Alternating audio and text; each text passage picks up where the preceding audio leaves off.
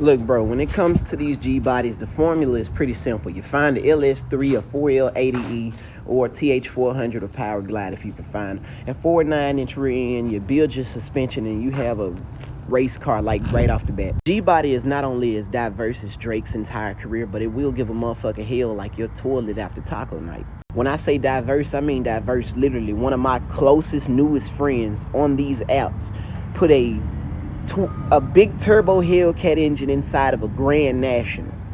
I'm talking about shoehorned that fucker in there. Do you know how beautiful that combination is? That's like putting Beyonce's face on J-Lo's body. And you could do a LS3 swap, put a big cam in that motherfucker, some long tube headers, a 4L80E. Man, shit, and had this bitch hollering like when your folks give you that first lick from that belt because your report card was bad. Okay, part 2. Before you talk about adding power to a G-body, there are certain precautions you need to take to make sure this thing doesn't kill you and it at the same time. Seriously, there's a lot more that goes into building a big rim G-body car besides putting a big ass engine in and a good ass transmission. No, you need to start with your suspension first. You're gonna be best friends with QA1 suspension products. G-bodies tend to get very squirrely. They get very squirrely off the line. You can put a lot of power in them, but if you can't keep it straight, that power don't mean shit. It don't mean nothing. Listen to your Uncle Guru. Suspension. Now, when it comes to your rear end, you're gonna need to use a 4.9-inch rear end. There's no ifs, ands, or buts about it. There's no way to snake your way around it.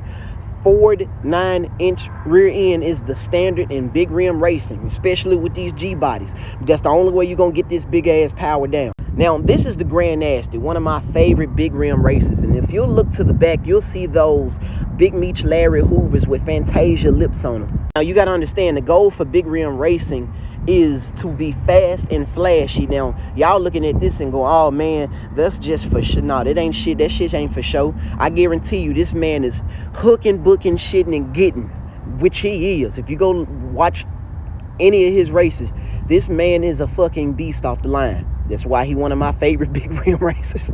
So yeah, you need to figure out what size rear tire you're gonna run, what rear wheel you're gonna run. Are you gonna run 24x12s or are you gonna run 24x14s? You know, that the reason why they run them so damn wide in the back is because of contact patch. Keep that in mind. So it doesn't matter if it's Forgiatos or Corleone Forge, which is my favorite, Ruchik because it gets the coochie. It doesn't matter. It doesn't matter. It's all up to you. You can run billet, you can run intros, it doesn't matter. But yeah, it all depends on you, but you need to make sure you can get enough contact patch on the ground. That's why I said you need to run a shortened 4.9-inch rear end because you're gonna need some room. Oh yeah, you're gonna need the mini tub that yeah, you're gonna need mini tubs and some more shit. You know, this shit it runs deep. Now for part 3, I'm gonna talk about like what type of drivetrain that you can use and, you know, some little cheat codes and shit like that. So stay tuned. I love y'all.